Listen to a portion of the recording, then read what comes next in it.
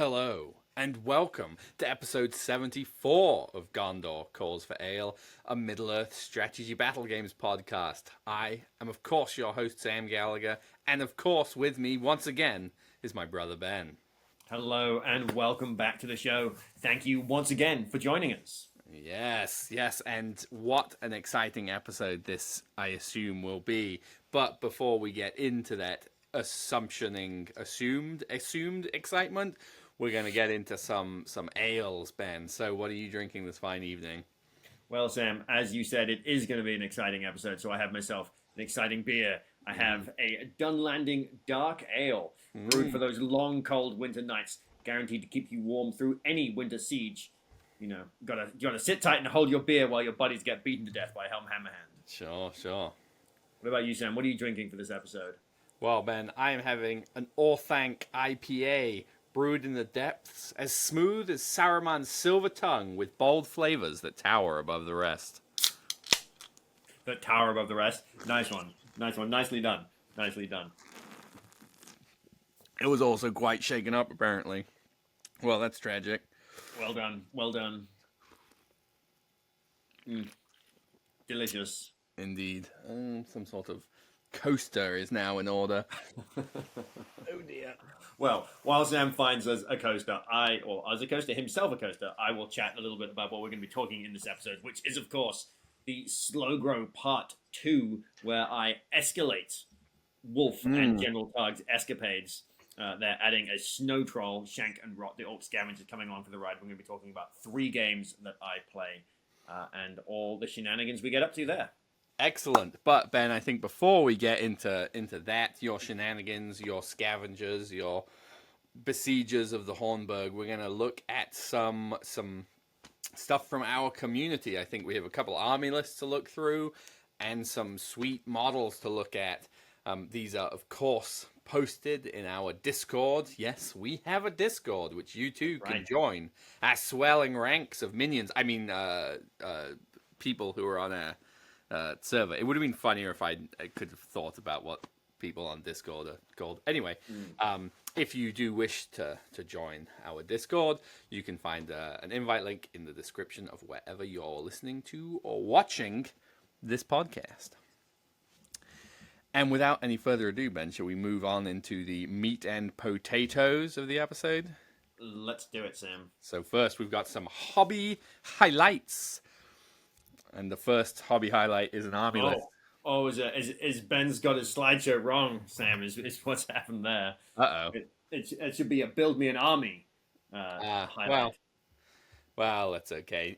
If you were listening, you now know that Ben fucked up. If you were viewing, you already did, so no problem. But should we get into this first army that we're talking about? I kind of wish I could somehow make this little thingy go away. But anyway, the first army list is a Realms of Men army list at 500 points, 13 models, 0 bows, but it's not short on shooting. It's got 7 might. It is led by a King of Men from Gondor with a shield and a horse. And then there is a Gondor Battlecry Trebuchet in Warband 1. Warband 2 is a Gondor Battlecry Trebuchet. Warband 3 is a Gondor Battlecry Trebuchet. And Warband 4 is a Gondor Battlecry Trebuchet. Say that 4 times fast. I believe this was posted so that we could discuss the fact that this is legal as per the FAQ, right? Because as I talked about in the FAQ episode, and I couldn't find the rule, there is a rule about building an army where you have to have 1 hero of fortitude per each siege engine you have. The FAQ says that all heroes in the Realms of Men are heroes of fortitude. Ergo, you have a hero of fortitude leading the siege engine, therefore you can bring 1 siege engine. Like they unlock themselves. Interesting argument there. Yeah, we had a discussion about this. So here are some points. Like, I think did I say this was 500 points? This is funny. And obviously a meme list. I don't think anyone should ever play it. I think it either will just be like, oh look, the game is over because all of my trebuchets did nothing and you've killed them all. Fantastic. Or you're just going to like roll hot enough that you just like wipe out all of the opponent's stuff, and it's just like, so it's just going to be over quickly one way or the other and not terribly fun, I don't think. Yeah, potentially. But in our discussion and deep research of this, we found some holes in the legality of this list, Ben. Do you want to start with the one that you discovered, or should we talk about what I was talking about first? Why don't we dive into your point first? Because mine is a little more esoteric, maybe. I don't know. I think yours is a little more definitive, I would say. So my argument is that Gondor, like all of the siege weapons come with crew, right? And they tell you in like how they work. They're like, they come with this many crew. There are all these stats. One of them is promoted to a siege veteran. That siege veteran becomes a hero, has one might, one will, one fate, and then it says what he can do with his might, like mighting up the hit, scatter, and wound roll. But then it says the siege veteran is a minor hero, and I would argue that given that he's like or not a hero and then is basically promoted to a hero, that he then wouldn't get bumped up to a hero of fortitude. So I think because it's like it's explicit, it already explicitly says what heroic tier he is, rather than currently none of the other heroes are given a heroic tier anymore, right? Which that is the problem. Is like, yes, every single army list has a captain. It's a hero of fortitude, but they no longer specifically say or explicitly say it's in the army list, and so yeah, that was sort of my argument, that it's like it pretty explicitly says in the main rules of the rulebook, these are heroes of, or these are minor heroes. Yeah. So my question was, can you actually even take the siege weapons? Because in the Realms of Men army list, here I've just pulled it up on my mobile device here. Realms of Men army can never include any models with the unique keyword under any circumstances. However, it can include hero models without the unique keyword as long as they share the same faction word with a King of Men. So a trebuchet isn't actually a hero, doesn't actually have the keyword. And while the King of Men and the captains can include warrior models in their warbands, the trebuchet is not included in a warband. So it poses the question to me as to if you can even take War Machine. Yeah, so I guess to sort of summarize that, because that was a little confusing, I think you did a better job of summarizing it previously, is trebuchets, if you look at their unit entry, no hero keyword. They are, and the way the Realms of Men work is it says basically you can take heroes of the same faction as your King of Men, and they can take non-unique warrior, or like they can take warriors in their warband. But given that, or they can include warriors of the same faction in their warband, right? But given that the trebuchets or siege weapons are not included in a warband, it's never an option, and they don't have the hero keyword in their profile, can you even take them? And again, I think we unfortunately did a better job of talking this through the other day. And I think that's more like just like actually technically, like so the argument, right, is rules as written. Perhaps you can do this. Perhaps it says, well, they become, this hero is a hero of fortitude instead of a minor hero. Therefore, you can take one for one. You can do one. They unlock themselves. I would make the argument, if we're reading it rules as written and not rules as intended, because I promise you rules, I assume rules as intended, you shouldn't be able to do this, right? But if you're reading it rules as written, I actually think you can't take them. You can't take any siege weapons, period, in Realms of Men. Like you just don't get them, whether they're minor heroes or otherwise. You actually cannot include them in a Realms of Men army. Again, I don't think that's the intention. I think the intention is you can take one, but you have to, like, you can take one trebuchet, and then you'd have to take a captain, and then you can take another one. Is my intention, or is my interpretation of what is intended with this. But I guess it's up to the TO as to whether you can do this, because it is still slightly ambiguous. It is. But either way, highly entertaining. But I think enough rules lawyering about siege engines, Sam, on into some more army lists. All right, Ben, do you want to take away this next army list? Absolutely, Sam. We have a new favorite army of mine, atop the wall, 600 points, 29 models, 3 bows, and 6 might, led, of course, by Gandalf the White, riding Shadowfax, accompanied by Peregrine Took in his warband, or their warband. There is 1 warrior of Minas Tirith with a banner, 3 warriors of Minas Tirith with spear and shield, 9 warriors of Minas Tirith with shield, and 1 knight of Minas Tirith. Warband number 2, we've got Irolas, Captain of the Guard. We've got 6 Citadel Guard with spear, 3 Citadel Guard with longbow, and 3 more Knights of Minas Tirith. For an even 600 points, there we have it. I think I like this a lot. It's pretty standard way to write atop the wall, I think. Yeah, I think it's very cool. I think atop the wall you can definitely make the argument to get a trebuchet in at 600 points. I don't necessarily think you need it. I like the inclusion of the cavalry. I think maybe some more bows because they get the plus, or they get reroll 1s to wound. Yeah. Or +1. They get a bonus for being around objectives in this list. Or does Irolas's thing also give them a bonus? No. Irolas's thing is just in combat. Just in combat, yeah. So I actually think the Citadel Guard with bows are actually pretty good in this list. But I like it. I think it's, it's got a wizard who's going to do some stuff sometimes, but otherwise it's a pretty fair, shield wall-y list. I think it's cool. I think it'll look sweet on the table. The one thing I don't like about atop the wall, I would say, or that I'm is the reconnoiter thing where if you ride Gandalf off the board with Shadowfax and Pippin, he counts as 3 heroes. I don't think Shadowfax should count. I think it's fine if it's Pippin and Gandalf, but I think it's a little bit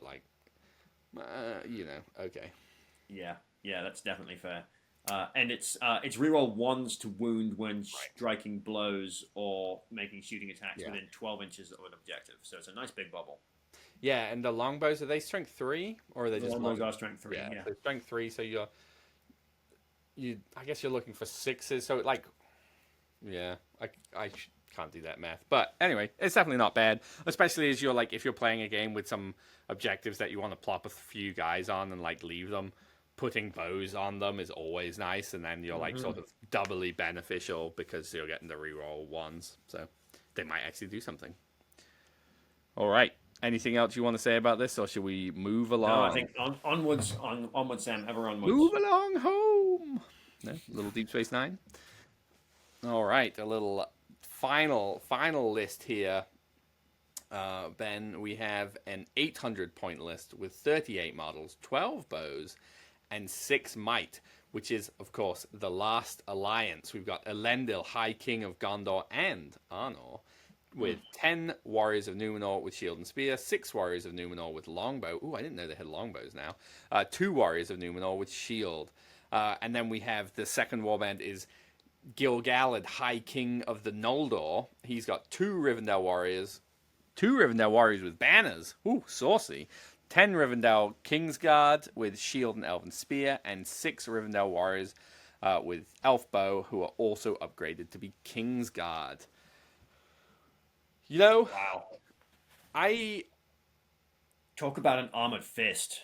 Yeah. That's a decent 800 points. What are we looking at? 12 bows. All of them are strength 3. 6 of them are shooting on 3s. 6 of them are shooting on 4s. Ooh. And we're only 2 models below the average.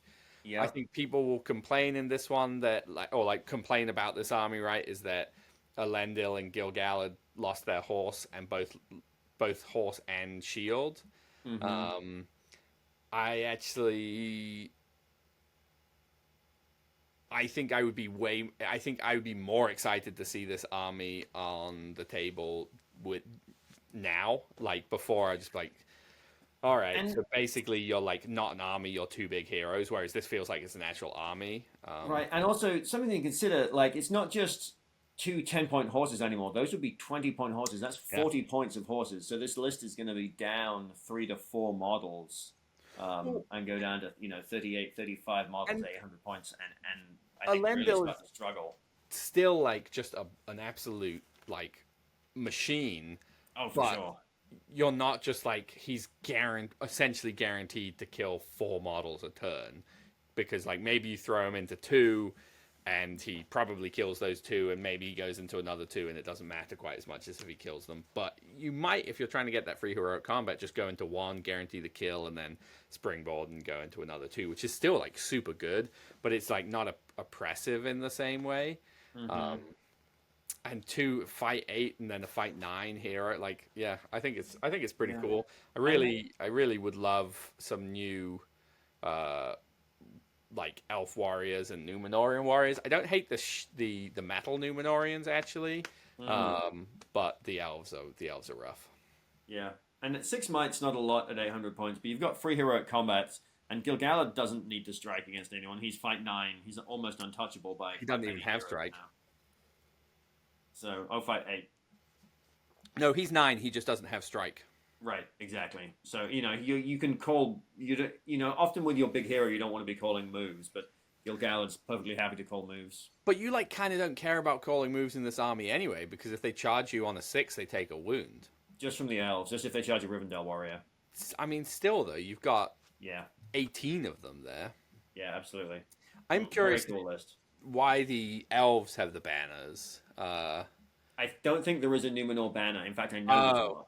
Yes, yeah, that makes sense. It's a bit of a gripe. There's no banner model for Numenor, and no, they don't get banners. 18, and they're 4 war bands, so yeah. Can you take Rivendell Knights in Last Alliance? That's a good question. I will check. Not that it makes a huge difference, but I bet you can't. Which is a shame, because I always like the idea of doing like Second Age Knights, because you've got to imagine they had cavalry at the Last Alliance kind of thing, and not play them like Rivendell Knights, play them using their lances, not their bows. All right, Ben, shall we move along home? Let's move along home. What is it that they say? There's like the name of the game? I can't remember, but I'm gonna have to. I'll look it up when you're talking. I'm pretending to pay attention.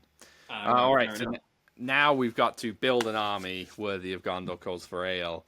And this is hobby pictures, Ben. These are not. Yeah, see, I got them backwards. I told you. I fucked it up. I got them backwards. I know. All right, Ben. Do you want to describe these to our viewers, or listeners, or do you want to get them a box? I would love to be able to get everyone a box of these guys, because these guys look sweet. These are some awesome Galadrim or Galathrim archers, ready to defend the Hornburg, and are glad to reunite their old alliances with the Realms of Men.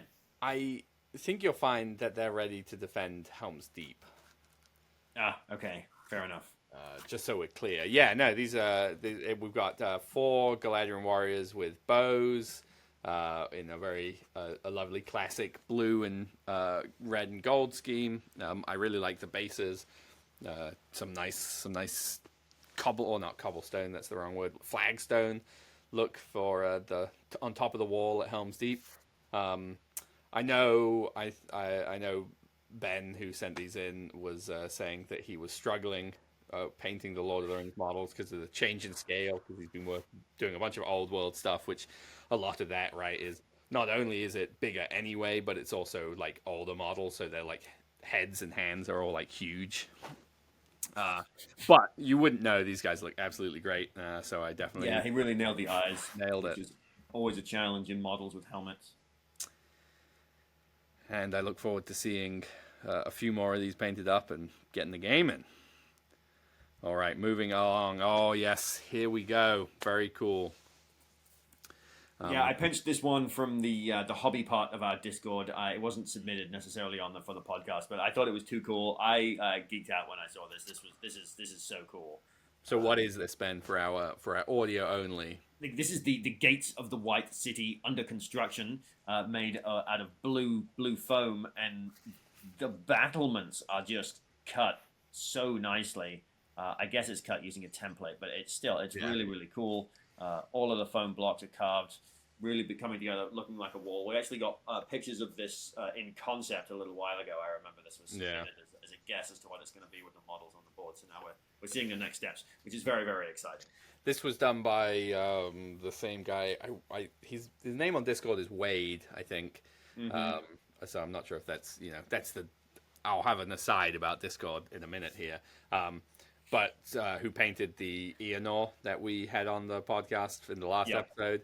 So I'm assuming, I'm not 100% sure, but I'm assuming that this is for the same army, and so this is it's a display board, and it absolutely looks awesome. And I know I was chatting with him, and he uses the sweet Proxon hot wire cutter with some templates, I believe, made by Albert from Microforge, I think is the guy.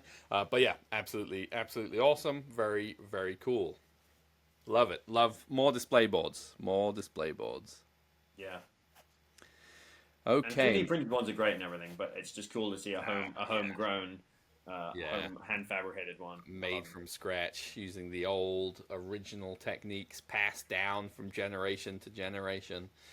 Right. Yeah. Okay. So moving along, Ben. Moving along through this episode, we're recording late on feeling good on a Wednesday, and we're late in the day, so we're gonna try and keep this going. Do you like how I spent about 30 seconds to a minute saying how we're gonna keep this going quickly? Oh yeah, I bet you can really get it in there a couple of times, Sam. All right. I guess I'm quickly going to say my aside about Discord. So I recently joined another Discord server for a different game, and went to a meetup, and it was the actual worst because nobody uses their real names, or very few people use their real names, and you sound like, I mean, I just loitered around and was like, I'm just not. I'll shake somebody's hand and be like, hey, I'm Sam, and they'll be like, hey, I'm whoever. Because I'm not going to be like, hey, are you, Hot Dick 69 on Discord? I'm not. I'm just if you're in a group, especially a group that's gonna have meetups and stuff, use your real name, man. That's or at least a name that you're sure, I'll go by John. I'm happy to be John. And that is my aside about Discord, man. And then one more aside before we move into the Slow Grow Part 2, which is, of course, once again, we have our own Discord server, which is where those lists and those beautiful models all came from. If you would like to join, definitely hop on. It's a group of really cool people. It's a nice, manageable number. It's not thousands and thousands of people where you're constantly going to get stuff blown up, but we have some pretty interesting discussions, and people share hobby stuff, and it's very cool. Every few weeks when Ben and I do a record, when we're going to be recording, we throw out a message and say, hey, if you want to have your stuff featured on the podcast, put it in this channel, and we will pull from it and talk about it as we did in this episode. So if that sounds cool to you, definitely consider checking it out. Well, Ben, we're going to get into your game one of the Slow Grow Part 2, 500 points. In fact, before my game one, Sam, here is my army list for all my games. Of course, led by Wolf. He's on a horse. This is my same army as before. We've just added Shank and Rot. But just to reiterate, we've got Wolf on a horse, 2 hill tribesmen with flaming brands, 6 with bow, and 8 with spear. And we've got General Targ, 4 hill tribesmen, and 4 hill tribesmen with spear. And finally, Shank and Rot, the orc scavengers, who, of course, have the snow troll. Yes. So 29 models, 8 might, 6 bows, and a whole bunch of smelly dudes. Yeah, and we'll 29. Move along into round 1, Ben. Round 1. What were you playing? Who were they playing? What was the mission? All of that stuff. All right. So my opponent's name was Triax, and he was playing the Kingdom of Rohan. He was led by Eomer. Then he had Eowyn and a captain of Rohan. He had about 6 riders of Rohan, one of them with a banner, handful of guys with bows on foot, handful of guys with throwing spears on foot. I think it was about a third horses, a third bows, a third throwing spears on foot. Was this actual Eowyn or Durnhelm?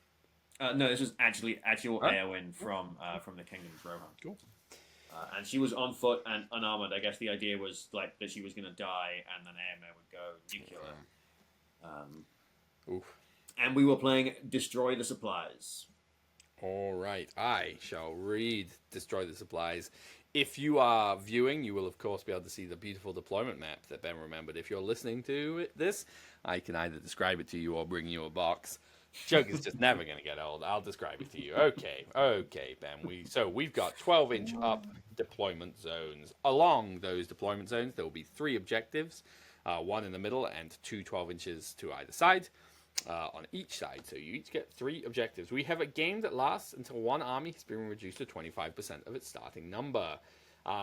We've got some special rules, which I will go into now because it becomes relevant in the scoring. So we've got supply markers. The objective markers represent a series of supplies that both sides are trying to destroy. To destroy the enemy supply marker, a model must be standing in base contact with the marker during the end phase of a turn, having not cast any magic powers, used a missile weapon, been engaged in combat, supported a combat, being rendered unable to move any further that turn due to a special rule, or the result of a test such as Thrown Rider, or been under the effects of an enemy magical power that turn. Once a supply marker has been destroyed, it is removed from play. Wow, there's a lot more like things you can't have been done than I remember. Yeah, failing a terror test, although I don't know why you would fail a terror test and be in base contact with a supply marker, but yeah, it's not explicitly spelled out on there.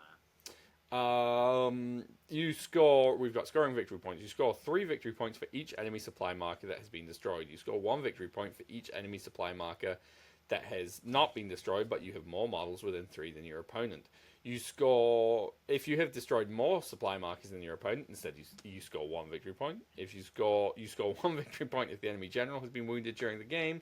If the enemy general has been removed as a casualty, instead you score 3. You score 1 victory point if the enemy army is broken at the end of the game. If the enemy army is broken and your army is not, instead you score 3 victory points. You score 2 victory points if your opponent has no banners remaining at the end of the game. If they don't have one, you automatically score this. You score 1 victory point if you have at least 1 banner remaining at the end of the game. If you have more banners remaining than your opponent, instead you score 2 victory points. All right, Ben, how are you feeling about this game going into it? You've got Hatred Rohan, they're your old enemy.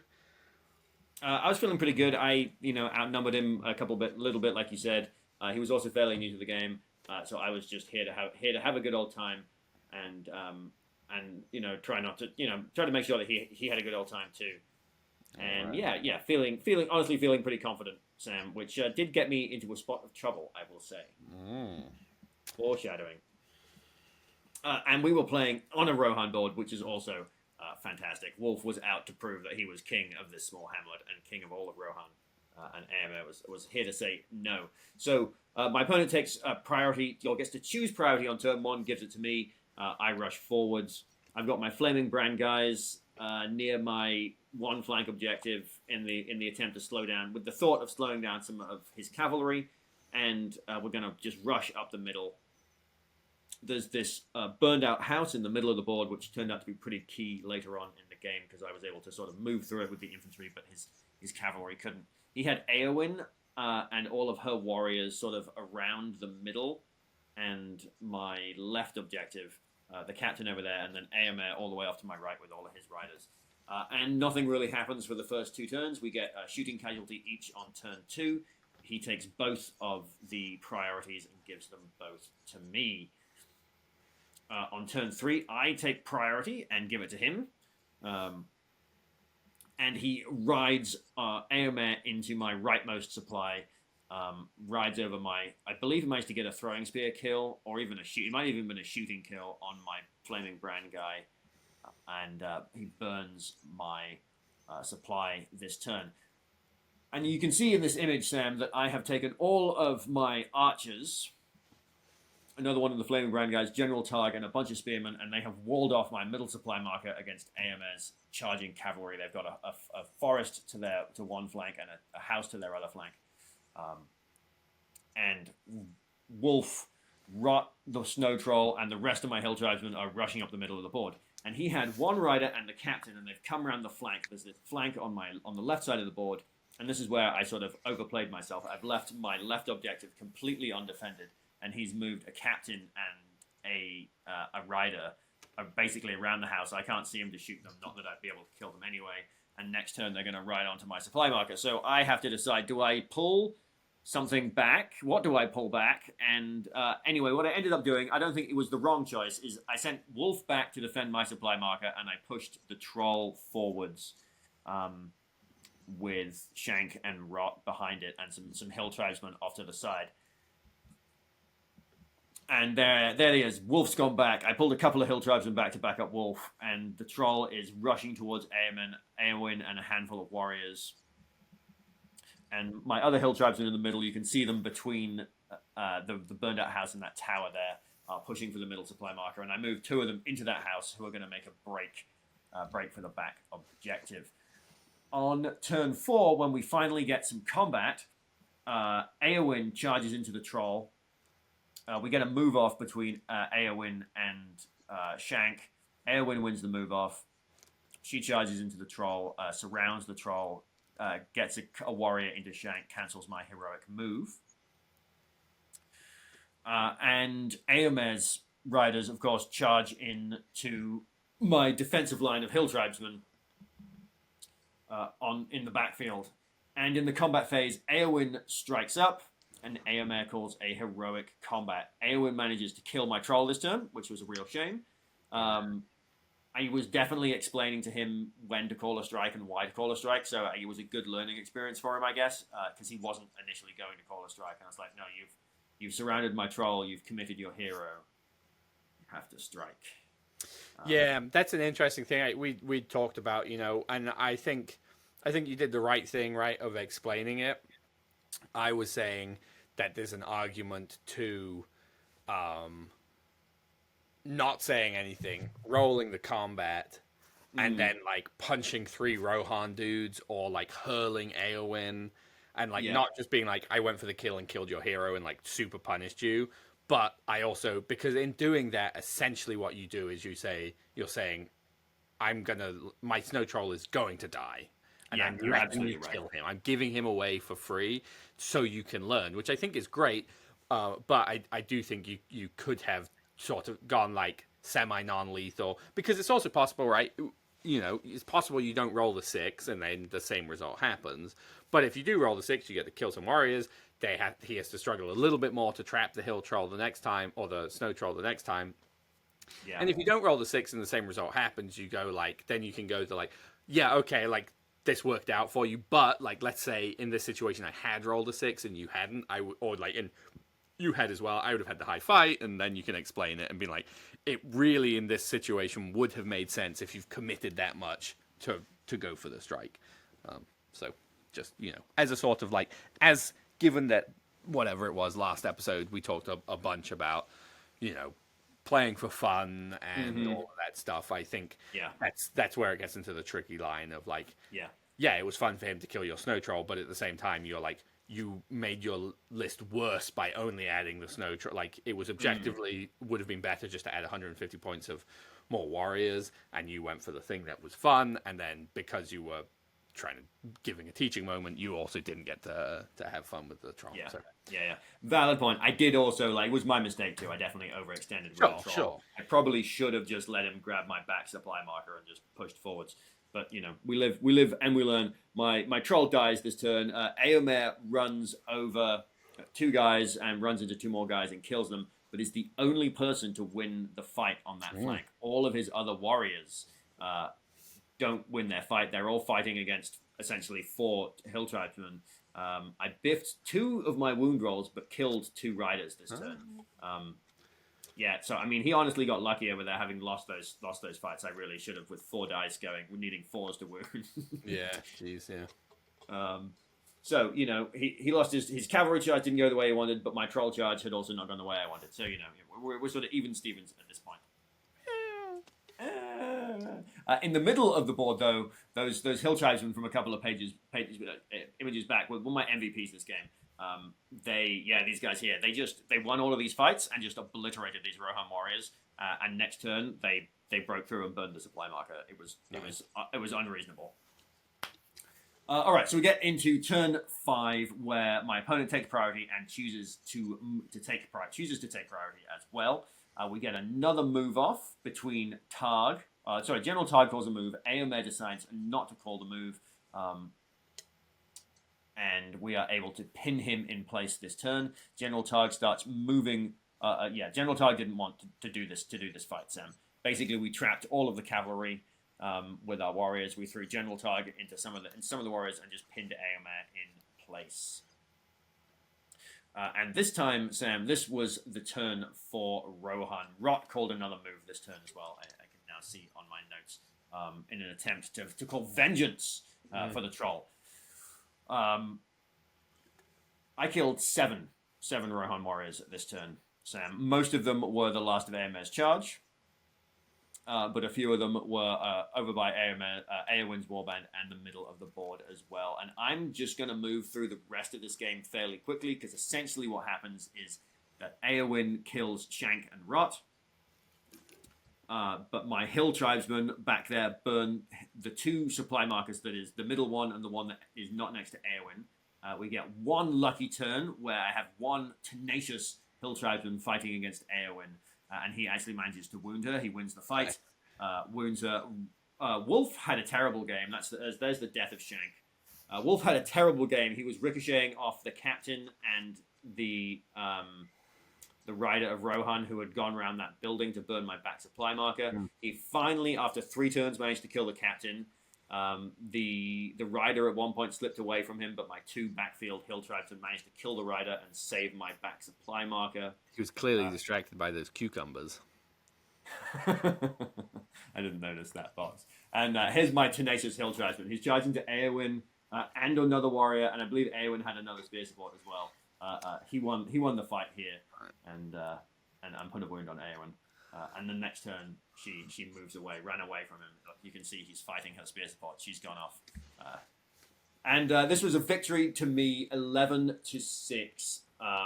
After Eomer's disastrous cavalry charge, Eomer just ran away, and I was, basically left trying to run my army back to not have Eowyn obliterate my supplies. My guys trying to burn her supplies, and I think my final few victory points, I just managed to have more bodies near the last supply marker. But yeah, fun game, good learning experience. A real shame the troll didn't get to do troll things.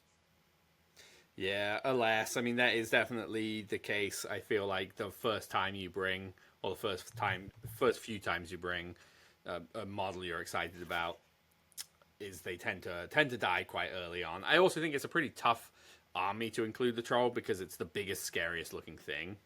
Yeah, you probably it's 3 wounds, defense 6. It's not hard to kill. Yeah, you probably need to skirmish with it a lot, where you sort of threateningly engage and then don't fully engage, and rather than just being like, I'm a big scary monster and plowing through. That works, but you are almost always going to lose that monster, and you maybe want a second one. Yeah, you're absolutely right. Okay, Ben, before we move into round 2, for I have the power of the slideshow, I'm going to use this moment to plug, if you want to plug our Patreon. If you want to hear more from Ben and I, we've got a series of half pints where we discuss a wide range of things.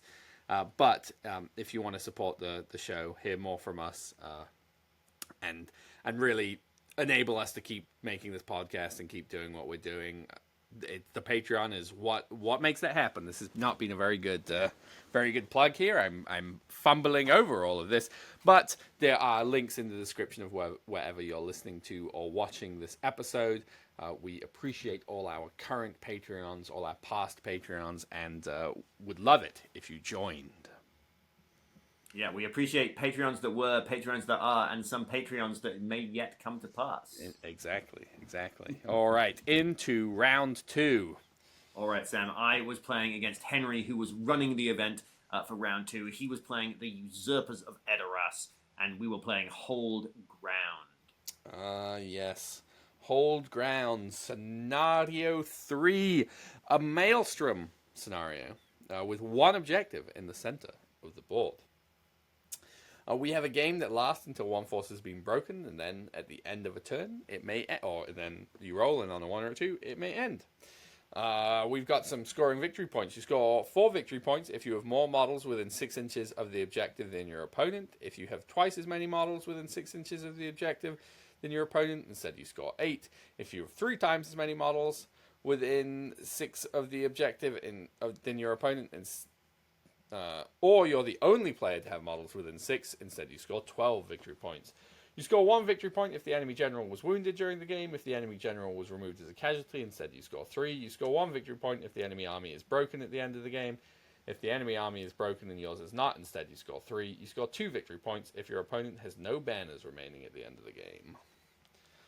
So, usurpers against besiegers. I assume he vastly outnumbered you. Yeah, so his army list was Frecker and 3 captains for a total of 54 models. I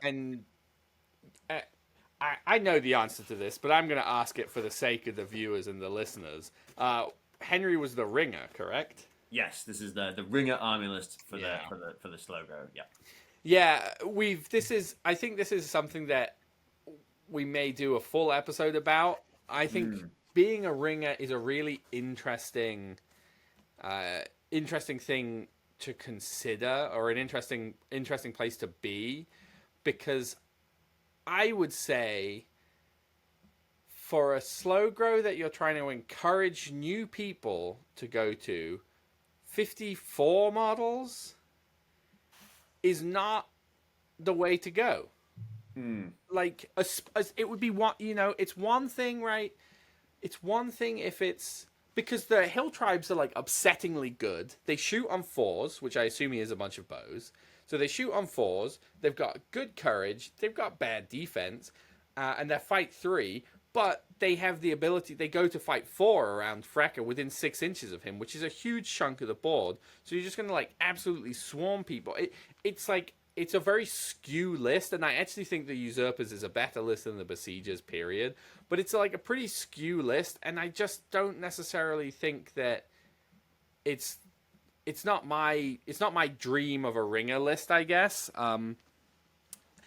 And I'm not trying to say that I think the ringer should just like give the game away, but I think it's worthwhile considering. Like, this feels like a list of somebody who showed up and wanted to participate in the event, and like that's fine.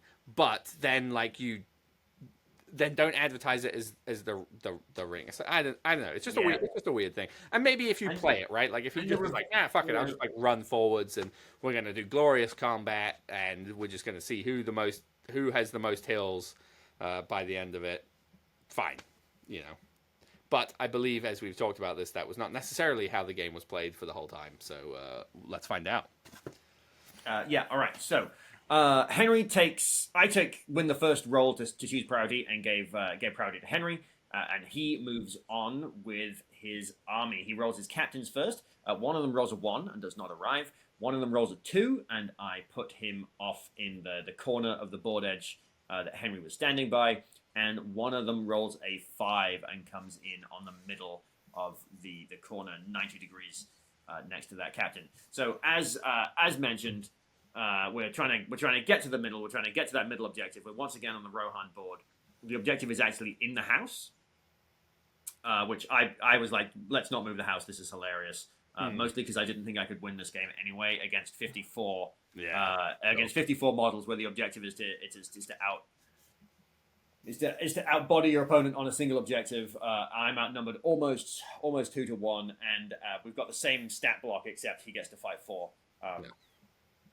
Wasn't feeling like I could win this one anyway. The only way I thought I could win this is if the Maelstrom goes to me and I can like swarm his army in small chunks and overpower it. So Wolf rolls a 4 on his Maelstrom roll, and I had initially thought that led him that was on the side of the board where he could be behind that one captain who was by himself. Sorry, I didn't say this. Frecker rolled a 2 and spends 2 points of might to come in next to the other captain that I put in the corner. So Wolf rolls a 4, ends up spending a point. I deployed the warband like they were ambushing, and then realized that I'd gotten the wrong roll and that he actually needed to spend a point of might to be there, and I decided to spend the might, which was definitely a mistake. Anyway, so Wolf's now right up next to this warband and is getting ready to ambush it. Shank and Rot do roll the 5 and pop up on the other side of the warband. So the warband of 12 warriors and a captain is now sandwiched between Wolf's warband and the troll. And in the shooting phase, Henry takes he's got 6 archers in that warband, or 4 archers in that warband. He takes his first 2 shots, at Wolf, who is on a horse behind 2 lines of hill tribesmen. The first shot, they both hit. They go through in the way. They hit the horse, and Wolf is shot off of his horse on the first turn. Additionally, he takes a wound from the Throne Rider test, and has to spend a point of fate, which he does manage to pass. So that was a little disheartening for that to start out on turn 1. That's like my least favorite thing. The shooting through like 4 lines of it was 2 lines, but still, I'm just like the next 2 bow shots also get another kill, and inflict a shooting casualty. I do return fire and get 1 kill as well, though. All right, so we get into the next turn where Henry takes priority and gives it to himself. I probably should have called a move over here with somebody, but I didn't. And the hill tribesmen swarm. His hill tribesmen swarm into my hill tribesmen. He gets 1 guy into the troll. He traps Shank and Rot against the troll with another pile of hill tribesmen, and tries to zone out as much of Wolf's warband as possible. Wolf goes charging into combat. And in the fight phase, I do win most of the fights. I get 5 kills this turn, and only take 2 casualties. And his captain has to spend 2 points of might to win his duel. There he is fighting against Shank. Henry was using some of the old metal hill tribes as well as some of the ruffian models for his captain. So nice and easy to pick out. He takes the next turn priority, and again the same thing happens. This is where I absolutely should have called a move. I should mention too, I forgot to talk about what General Tard was doing. On turn 1, he rolled a 2, spend a point of might to not arrive on the board, and arrive successfully on turn 2 in an irrelevant place. On turn 3, Henry takes priority, and exactly the same thing happens, and Shank and Rot are killed this turn. I inflict another 4 kills and take another 5 casualties. Sorry, Sam, what's up? You know you're not allowed to do that, right? What's that? You can't spend might to decrease your maelstrom roll. I did not know that. There you go. Oh, learning new rules. So General Tard would have rolled a 2 at that point. You have to spend it to go up. You can still do that, but yeah. Well, he would have had to spend 2 might to get to a 4, which is just awful. Interesting. Yeah, your Warband's captain can use might to increase this roll. No longer so it makes things like Gothmogs or Gurits and Madril, any ones that's I guess the Dane Iron, the Iron Hills rule still let you plus or minus, but you cannot spend your might to minus. Yeah. Good to know. Oh, and at some point during turn 2, Henry's captain, who rolled a 2 or a 1 on the first turn, rolls a 5 and comes in behind Shank and Rot. Shank and Rot are killed. Henry takes the turn 4 priority as well, and we're just getting this big ball of what was supposed to be me crushing his army. Is basically we're dying 1 for 1, and I've lost Shank and Rot, so it's not going the way that I want. I finally win a priority on turn 5 and manage to mop up the last of his army over there. Except for Wolf, who has a terrible turn. He's fighting against like 3 hill tribesmen. One of them's got a 2-handed axe, and biffs his combat roll. Has to spend 2 points of might, his last 2 points of might, to not lose that combat. Because I think he was trapped as well, just because it was this big scrum on the edge of the board. And they get +1 to wound against heroes, and the 2-handed weapon would have gotten an additional +1 to wound. So it would have been like looking for 3s or something to wound him. Yikes. Yeah. And he's already down a point of fate, so he needed to burn his might to not die. At this point, though, both of Henry's captains over there are out of might. And Frecker is starting to work his way. He's left 1 captain on the center of the board, a bunch of guys in the center of the board, and Frecker is starting to head over this way. He was like, you're out of might, right? I'm like, yes, I'm out of might. But I've got 1 sneaky trick left up my sleeve. Wolf manages to gets his free challenge against Frecker, Sam. Declares his challenge, and Frecker accepts the challenge. And on the turn that challenge goes down, the previous turn, I won all the fights and got 7 kills. The turn that Wolf declares his challenge, I win all but 1 of the fights, get 6 kills, and on that last fight, I lose the fight, lose a warrior, and that is the warrior that breaks me. So we go into turn 7. The troll had, in turn 6, gone into a couple of guys in Frekka's warband. He barged, and he had moved into such a way that it was him and Wolf right next to Frekka, and we were gonna mess him up. The troll was gonna zone all of the warriors from trapping. I didn't get a picture of it because before the glory happened, I won priority. I was about to be glorious. The troll is courage 5, and I rolled snake eyes for my troll's courage, and the troll ran away. Wolf charged into Frekka, lost the fight, and died this turn, and this game ended as a 3-18 loss. It was pretty disappointing, but the score was about accurate for how it went.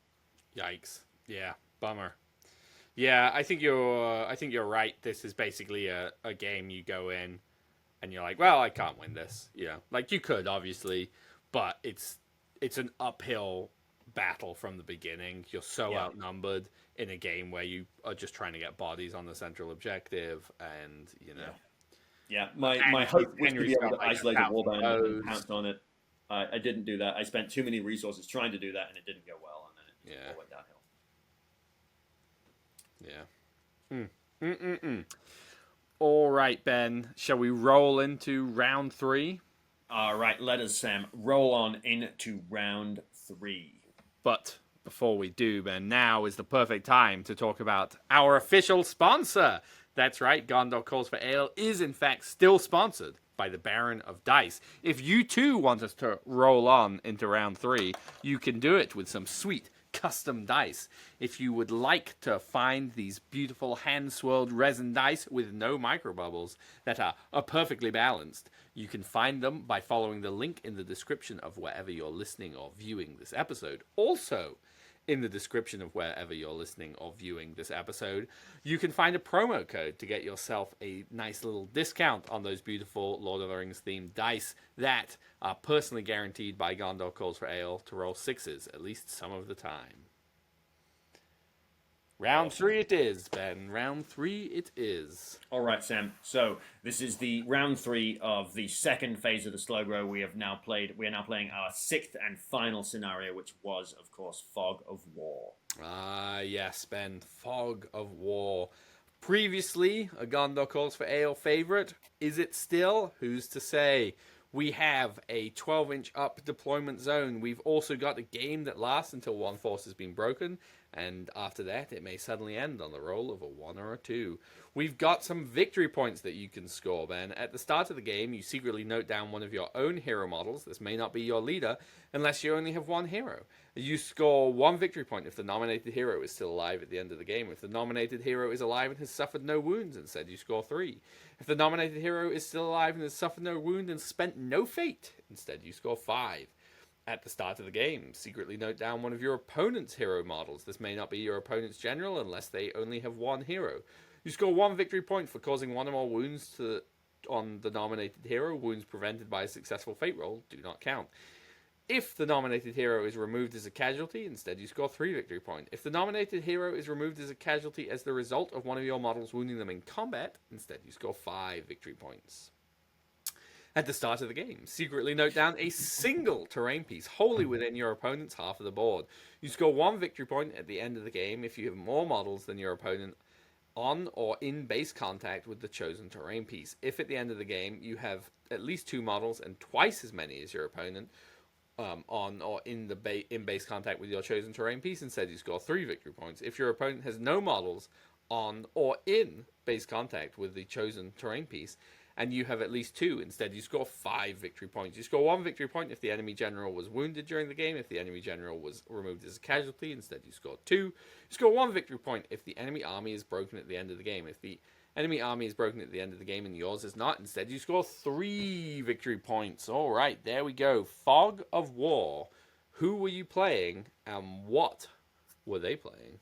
All right, I was playing against Heather, and she was playing the Riders of Theoden, led, of course, by Theoden, accompanied by Eomer and Dernhelm.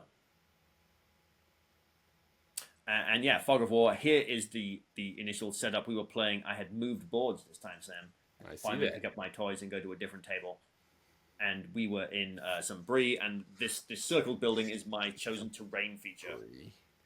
So a little house to your right hand side of the board. Yep. and I was attempting to protect Rot because he can get wounds and fate back. Sure. The first 4 turns of this game were essentially me running forwards and taking fire from throwing spears and bows. Mm-hmm. I took a total of, 7 casualties over that turn, but I did manage to get 2 kills of my own with my own bows. All right.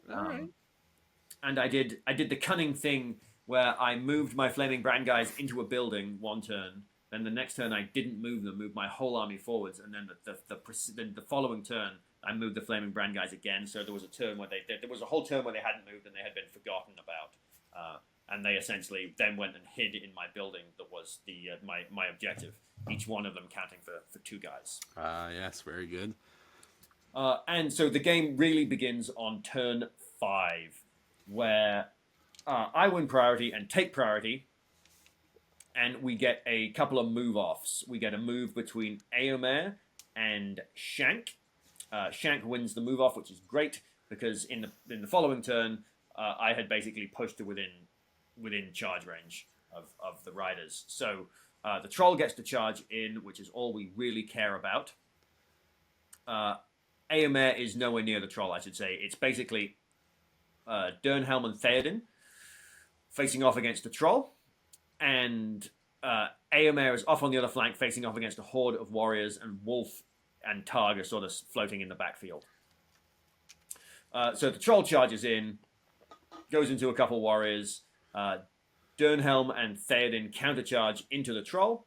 Éomer calls his move and charges into 2 warriors, 2 hill tribesmen who are backed up by spear supports. And in the combat phase, Theoden calls death. So we've got my troll fighting Theoden, who strikes, Dernhelm, who strikes, and a royal guard who doesn't do anything. Éomer calls a free heroic combat. Wolf challenges Theoden this turn because why not, Sam? Sure. In a vain attempt to save my troll from doom and death, Shank also calls a heroic combat this turn. He has managed to trap a rider of Rohan between himself and a bunch of Dunlending guys. And he's going to hopefully peel one of the striking heroes out of combat with my troll. So Éomer's free heroic combat goes first. He has to spend a point of might to win it, but does in fact kill 2 guys and then go into the next. I thought he was going to go into the 2 behind them, but Éomer's move 12 on Firefoot loops around and charges into General Targ and kills him this turn, which was I did not see that coming. Totally didn't see it coming. Really, really unfortunate there to lose Targ. Shank's combat goes next, does kill his rider. He goes into Dernhelm. Dernhelm, of course, then turns around and just obliterates Shank because she got the charge this turn. So 4 dice, wins the fight, knocks him down, kills Shank this turn. So we've lost Shank and Targ. The troll survives its fight against Theoden. Theoden wins the fight against the troll but doesn't manage to kill it. What's that? Can I ask a question? Yeah, shoot, Sam. Were you able to get into Theoden with Shank? No. No, okay. Because I was going to say the better choice, right, is go into Theoden, because if he rolls it, basically he wins that fight if he rolls a 6. Because even if he strikes to a 6, his sword automatically wins the fight. Versus if Éowyn only strikes to a 6 and you both roll 6s, it's a 50-50 roll off. So yeah, but exactly. Fair enough. Yeah. In fact, if you look at this picture, you can see where Theoden is. In this picture, this is the next turn. Sure.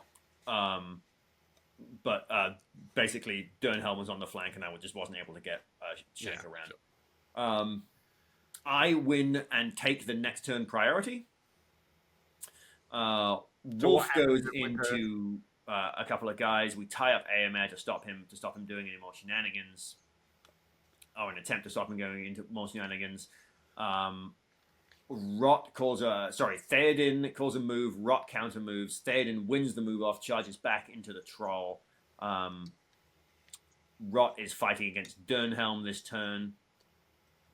Éomer calls a combat, kills 2 guys, goes into 2 more, kills 2 guys. And he didn't charge. I charged him.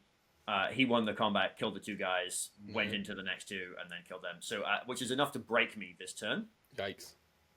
Yeah, pretty rough. The troll wins its fight against Theoden, picks him up, and chucks him into Dernhelm. This was a total long shot for me to try and get some victory points because at this point the game is not going my way, and my target is Merry. I'm trying to kill Merry. So we failed to wound Theoden on the hurl, which was super unfortunate. And failed to wound Merry on the hurl and the Throne Rider, but we do put a wound through on Dernhelm. The game goes on for one more turn and then ends on a roll of a 2 with a 11-14 loss. I think if it had kept going, I probably could have won. Because the riders were basically all out of resources and Wolf was still on full might. Sure. But losing Targ to a flash kill was super unfortunate. I really just didn't have enough guys to protect my flanks. I was a little too spread out. Well, not the same result as you had in the previous iteration of the slow grow, where I think you went 3-0, right? So you went No. I mean, you mentioned it earlier on, Sam. I think if I had wanted to be more competitive with the army, I should have added a captain and more warriors, and then in the next escalation added a troll. But I was super excited to get him on the table. I'm glad I did. I learned some lessons.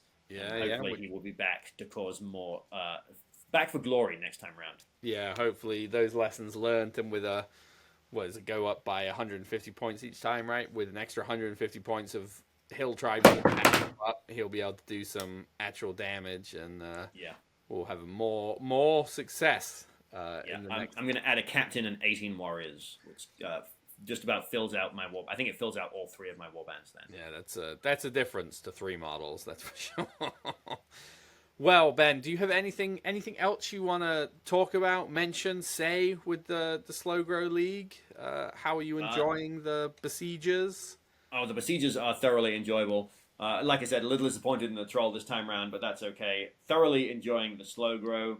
I didn't win anything in my Slow Grow raffle, but that's okay because my name stays in for the next round of the raffle. Oh, that's cool. If you didn't get drawn.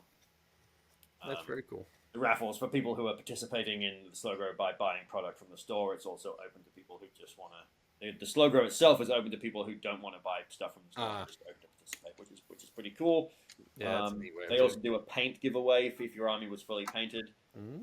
So yeah, very nice. Oh, great Slow Grow, awesome event. Yeah, no, that's very cool. And still, it sounds like there's a decent number of new players coming to this, and there certainly were in the previous one. Did they return?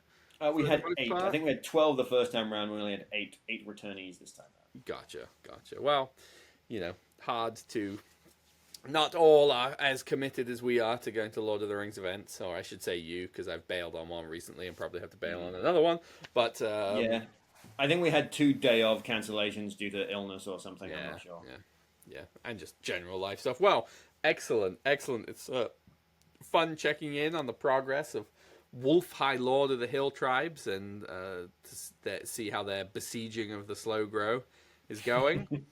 I should mention, final mention here at the end. I have remembered to bring this up.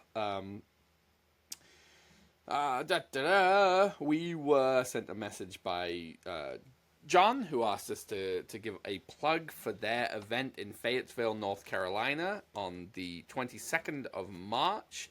It is 488 points. I believe we've talked about this before. And they have an excellent, always very themed events. And he's sent me the tournament pack because alas, neither Ben nor I will be able to make it. But he has sent us the tournament pack and which has a theme description, which you will now get to hear me read live and see how truly well I can read out loud. All right, the theme, Ben. Storms are brewing. Storm clouds are moving fast. You hear the drums and the horns of the enemies approaching. Your scout suddenly appears, riding swiftly to bring you news of impending foe. Whom will you be fighting today? As your scout approaches, you realize he is not moving and is strapped to his mount. Arrows protruding from his torso tells you all you need to know. To arms! The enemy is upon us, and closer than you ever imagined. Throw back the enemy. Kill them all. To war! So there we go. Get you a little pumped up for it. That is exciting. 488 point games. Great community. John, absolute great guy. Always plays very themed stuff. Love it. hopefully one day the stars will align and we'll be able to make it to one of the events he's running. Okay, Ben, before we finally close out this episode, anything you wish to say, or where can we find you next? What's the next event you'll be attending? Oh, I think the next event I will be attending for sure. There's one on the 16th that I might try and sneak away to, 16th of March, but probably won't be able to get away to. The Slow Grow Part 3 will continue on the 22nd of March.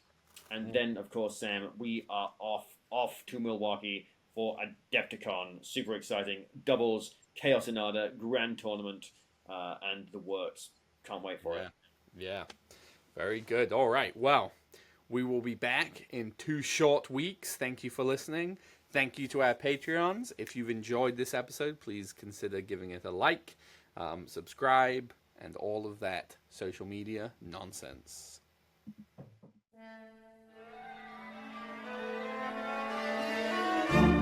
Thank you for listening to Gondor Calls for Ale. We hope you have enjoyed this episode. We, at Gondor Calls for Ale, are officially sponsored by the Baron of Dice, the producer of premium wargaming dice. These beautifully hand-swirled resin dice have no microbubbles and are therefore perfectly balanced.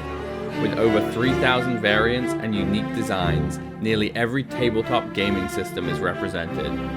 So check out the description of this episode for a link and a discount code. Go buy yourself some new dice and let the good times roll. We at Gondor Calls for Ale are not associated with Games Workshop, New Line Cinema, or the Tolkien Estate. We hope we have not misrepresented or offended anyone.